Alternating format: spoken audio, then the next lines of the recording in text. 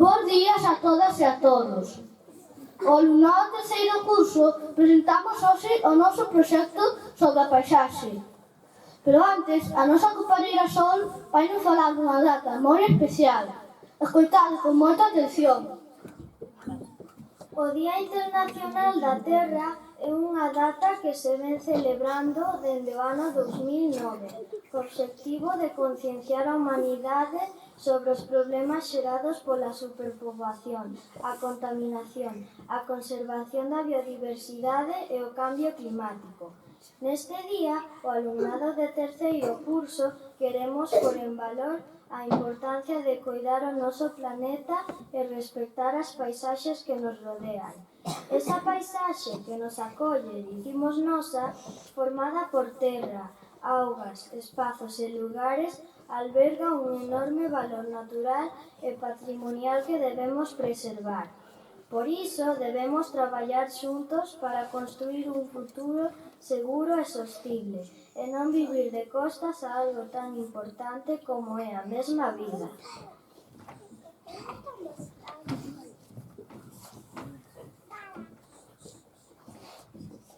Sara, ti lembraste que viñamos hoxe aquí? De que íamos falar? Pois mira, moi fácil. Aquí temos un breve resumo. Velo, imos falar da paisaxe de costa, da paisaxe de interior, da paisaxe agraria. Gael, queres engadir algo? Sí, tamén imos falar de cousas moi importantes, da transformación de paisaxe e das causas que provocan estes cambios. Pois comezamos logo. Elementos da paisaxe. Na Terra podemos ver paisaxes moi diferentes, con elementos naturais, como o relevo, a vegetación, as augas, pero tamén elementos construídos polas persoas, as pontes, estradas, aldeas, cidades, etc. O relevo é a forma do terreo, e el pode ver serras, montañas, chairas, soutos e moita vegetación, a base de ervas, árbores e arbustos. Pero tamén existen outros elementos da paisaxe moi importantes, como son as augas dos océanos, mares, ríos, regatos, glaciares, lagos e lagoas. Esta paisaxe é a que dá conta do cambio climático, con datos moi fiables. Ao observala, podemos comprobar como a deforestación ameaza os nosos bosques. Ver como a migración e a extinción de animais afecta á biodiversidade das nosas especies. Hai que evitar comportamentos que prexudiquen ao medio ambiente e protexer a natureza, porque atentar contra as paisaxes implica perder a mellor metade de nós mesmos. Paisaxe de costa. En Galicia hai dos tipos de paisaxe moi diferenciada. A paisaxe de costa é a paisaxe de interior.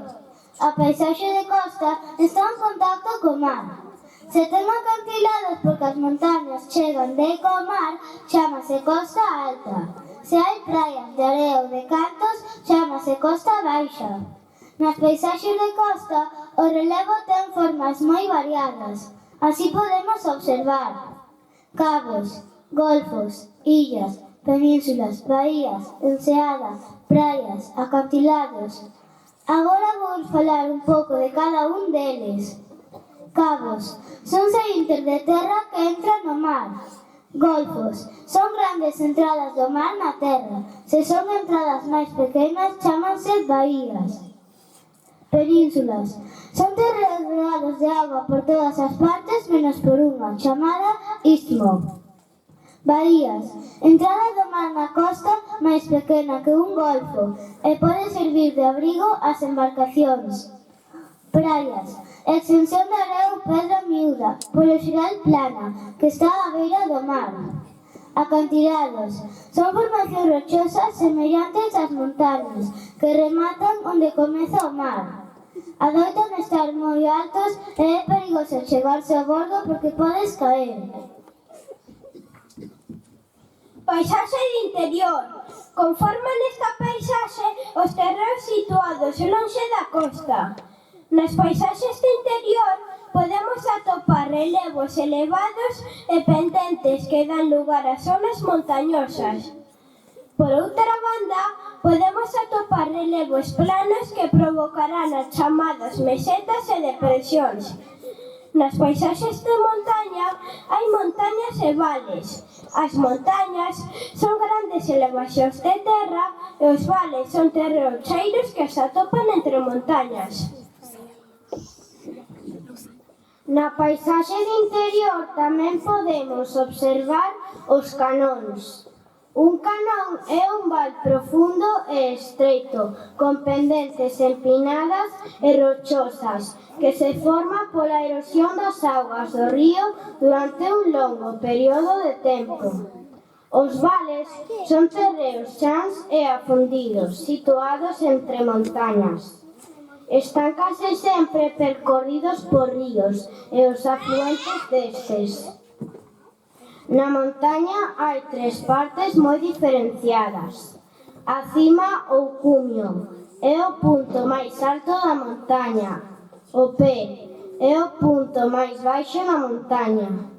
A pendente ou saia é a terra que vai dende o pé ata o cumio. Unha chaira é un campo ou terreo, sen subidas nin baixadas, e pode ter pequenas elevacións que se denominan outeiros. Segundo a altitude a que se atopen as chairas, podemos clasificalas en depresións e mesetas. Unha depresión é unha zona plana rodeada de terreos que están máis altos. Unha meseta é unha chaira elevada sobre o nivel do mar e, xeralmente, está rodeada por terras máis baixas. As súas alturas deben ser superiores a 500 metros sobre o nivel do mar. Paisaxe agraria. A paisaxe agraria caracterízase pola diversidade de usos que se dá ao campo. Na nosa paisaxe, xunto coas vivendas e pequenas aldeas, atopamos os tres elementos básicos da explotación do medio: o campo cultivado, os pastos e o monte. O campo cultivado é o espazo máis coidado, posto que se trata do terreo máis productivo. Normalmente ocupa a parte baixa dos vales, onde as terras son máis fértiles e profundas. No outro extremo atoparíase o monte, un espazo non cultivado e xeralmente menos coidado, que se dedica a madeira ou a gandería, en liberdade. O seu aproveitamento amósase inconstante na nosa paisaxe e varía coas distintas necesidades ao longo do tempo. Aquí temos diferentes paisaxe agraria: un campo cultivado, os pastos, o monte alto e a explotación forestal.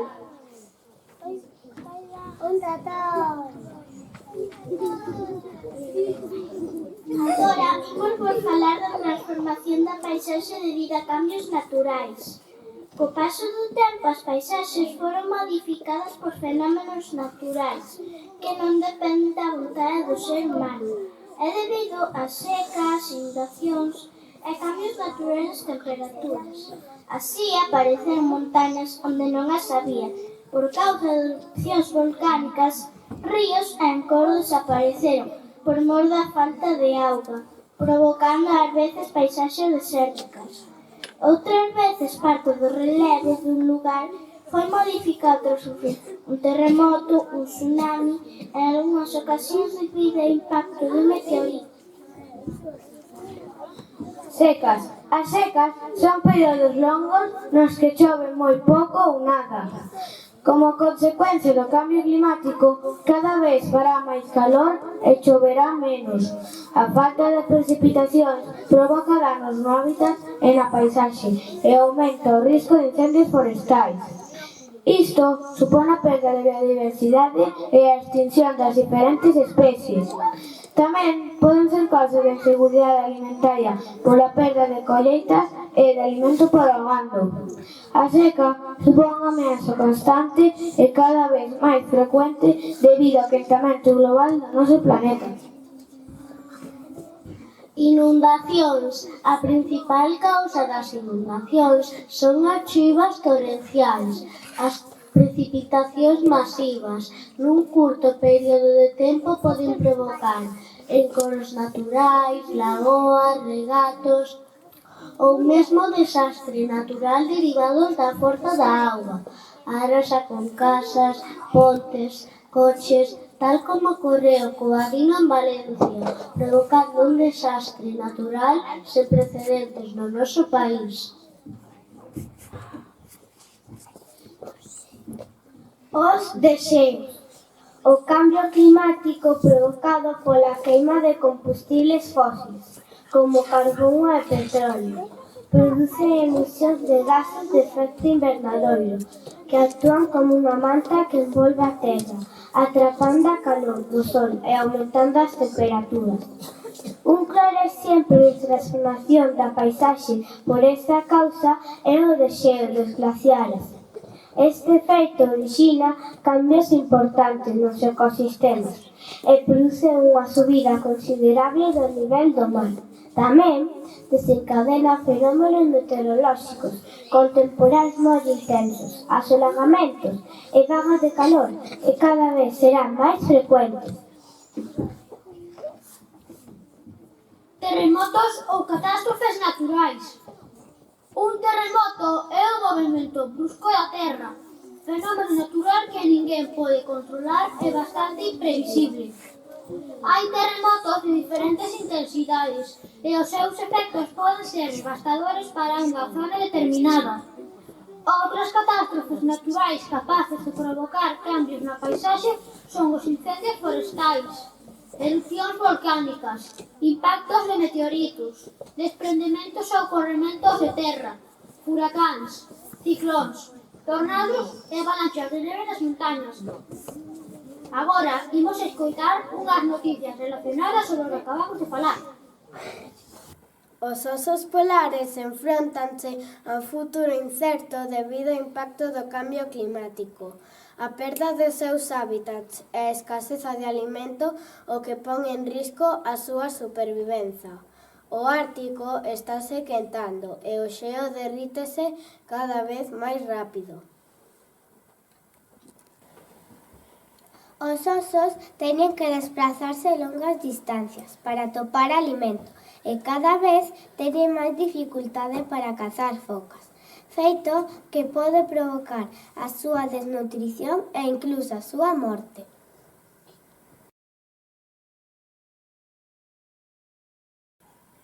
Un tsunami é producido por unha ola xigante e son os desastres naturais máis destructivos da natureza. Son causados por terremotos submarinos, deslizamentos de terra, impactos de meteoritos ou erupcións volcánicas. O tsunami máis grande da historia foi o da baía de Tuya, Alaska, un deslizamento de terra que levantou unha ola xigante de 524 metros de altura. Estes tsunamis con olas excepcionalmente altas chámanse megatsunamis. Este que estamos a ver é o terremoto e tsunami de Xapón de 2011, que foi o máis grande neste país ata a data, así como o cuarto máis poderoso nos últimos 500 anos. Causou moitos danos materiais e morreron miles de persoas.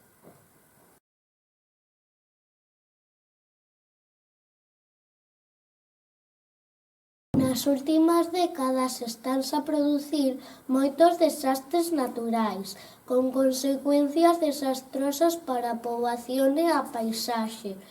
A dana de Valencia comezou o 29 de outubro de 2024 no leste de España. Afectou a varias comunidades autónomas, sobre todo a comunidade valenciana. Este fenómeno tamén é coñecido como a gota fría. Nesta ocasión cobrou moitas vidas humanas, deixou vilas anegadas e tamén provocou danos na paisaxe.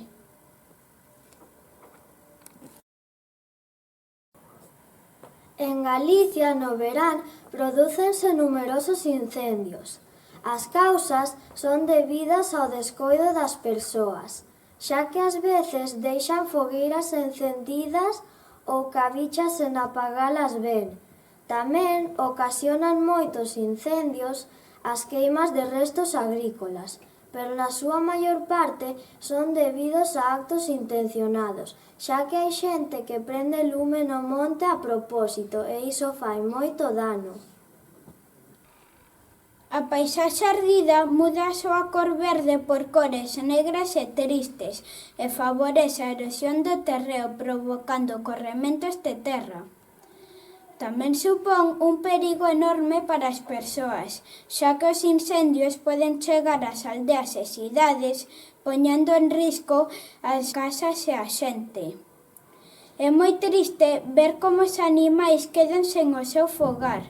Páxaros, coellos e outros animais perden a súa casa e moitos morren no incendio. Esta perda de biodiversidade é a queima dos bosques.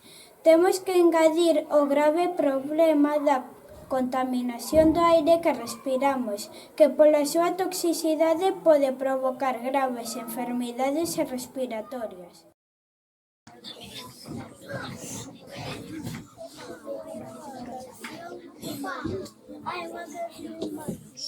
Agora imos falar da transformación da paisaxe debido á acción humana.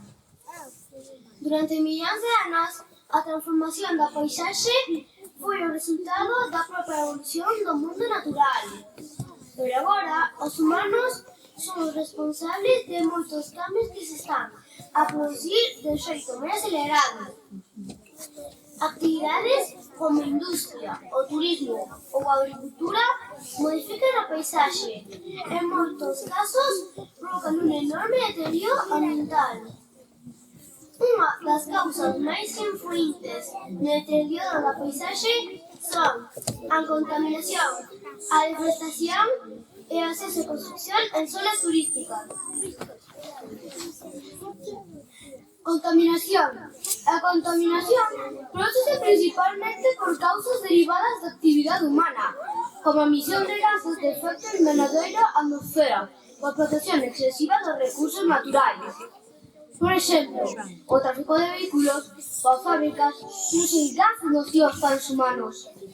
Estas sustancias perigosas que flotan no aire e acaban na auga e no chan producen enormes estragos na natureza. Deforestación. A deforestación é a perda dun bosque ou grupo de árbores. A explotación da madeira, os incendios, a transformación de bosques para terras agrícolas ou gandeiras, a minería, a expansión urbanística e as pragas son as principais causas da deforestación. Os efectos negativos deste fenómeno é a perda de vegetación e fauna, o empeoramento da calidade de vida e o cambio climático. O exceso de construción. A xente necesita levantar edificios e casas para vivir, pero en moitos casos a construción excesiva deteriora a paisaxe, xa que eliminaron os bosques para facer estradas e edificios. A paisaxe costeira vese deteriorada pola construción masiva de urbanizacións para o turismo. Aplicación de fungicidas. Os herbicidas, plaguicidas e fungicidas úsanse con frecuencia na agricultura e son necesarios para proteger os cultivos. Pero moitos destes produtos son tóxicos para os animais e para o medio ambiente. Supón perda de biodiversidade e un deterioro da calidade da auga que pode ter efectos negativos sobre o medio acuático e a saúde humana, poñendo en perigo a vida das persoas. Escoitamos agora aos nosos compañeiros que nos van informar do grave problema da contaminación que sofre o noso planeta. As principais causas da contaminación atmosférica están relacionadas coa queima de combustibles fósiles. O sector do transporte e a produción de enerxía eléctrica son as principais causas da contaminación do aire.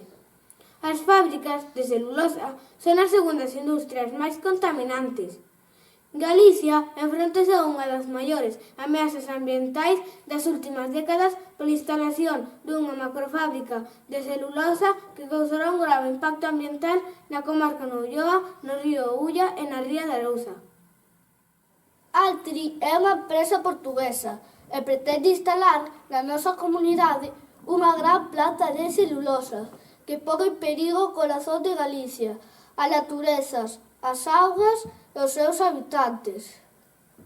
Contra este proxecto presentáronse máis de 23.000 denuncias. Entre elas, Greenpeace e milleiros de persoas maniféstanse en defensa do noso territorio e polo futuro de Galicia.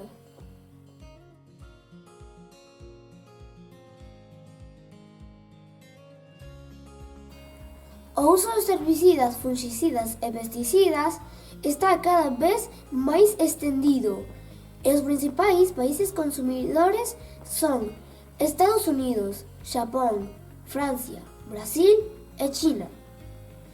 Todos os pesticidas utilizan produtos químicos.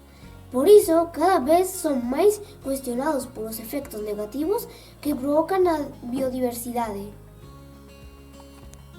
Mata os insectos encargados da polinización, degrada a calidade do solo e contaminan a auga. Tamén se les critica polo seu alto nivel de toxicidade para a vida das persoas. En primeiro lugar, para os agricultores que os manipulan, pero ademais, restos dos pesticidas están presentes nos alimentos que consumimos, provocando enormes riscos para a saúde, sendo causa de alerxias, asma e outras moitas enfermidades. Debemos fomentar unha agricultura ecolóxica que reduce o seu uso ao máximo. Intentar potenciar a utilización dos abonos orgánicos e empregar pesticidas naturais.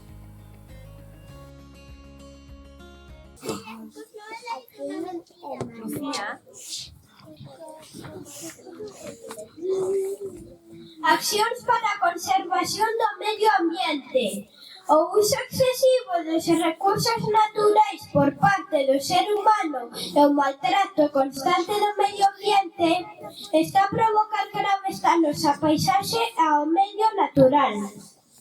Debemos concienciarnos de que o noso planeta non conta con recursos ilimitados. Cómpre practicar un consumo sostible, reducir os residuos e crear leis que non permitan destruir as costas e que protexan as paisaxes naturais. E que debes facer ti para cuidar o medio ambiente? Reducir o consumo de auga, Aforrar enerxía eléctrica, reciclar, reutilizar, usar o transporte público, vivir e consumir de xeito sostible, respetar o medio ambiente e non esquezades, cuidar o medio ambiente e valorar a vida.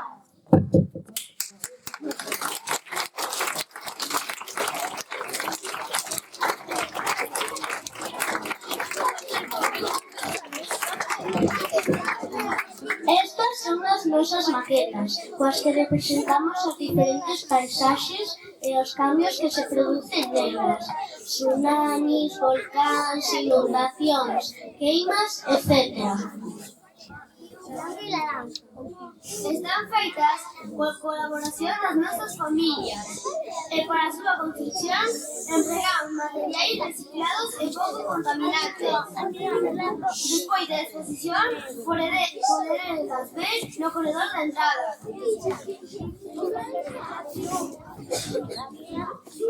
E E xa para rematar, coa axuda da profe Berta, preparamos un baile e unha canción titulada As árbores da Fraga. Desexamos que vos guste.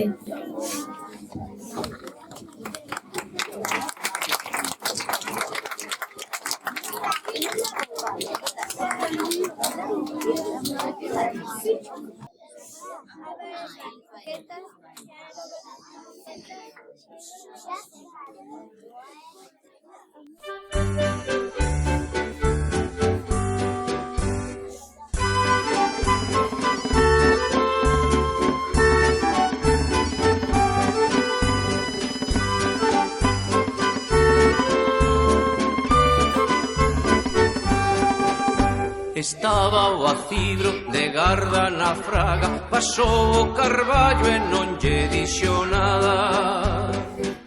Chegou o eucalipto a porta a petar, o acidro de garda non deixou pasar. Entrou o bidueiro e máis o salgueiro, tamén o cerquiño e o ameneiro. Chegou o eucalipto a porta a petar, o acibro de garda non deixou pasar.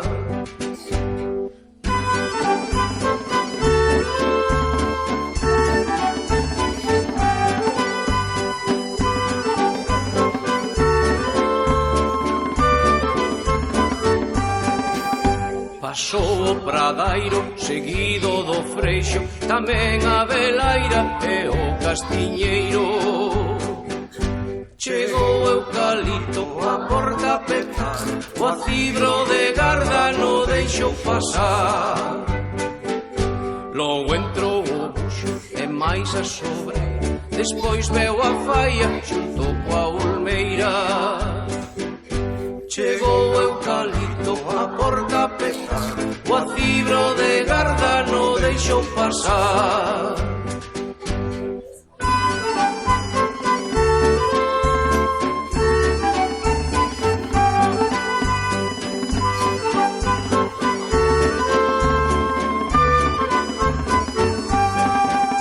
Vaite eucalipto, non insistas máis, que aquí na fraga non podes entrar. Vaite eucalipto, non insistas máis, que aquí na fraga non podes entrar.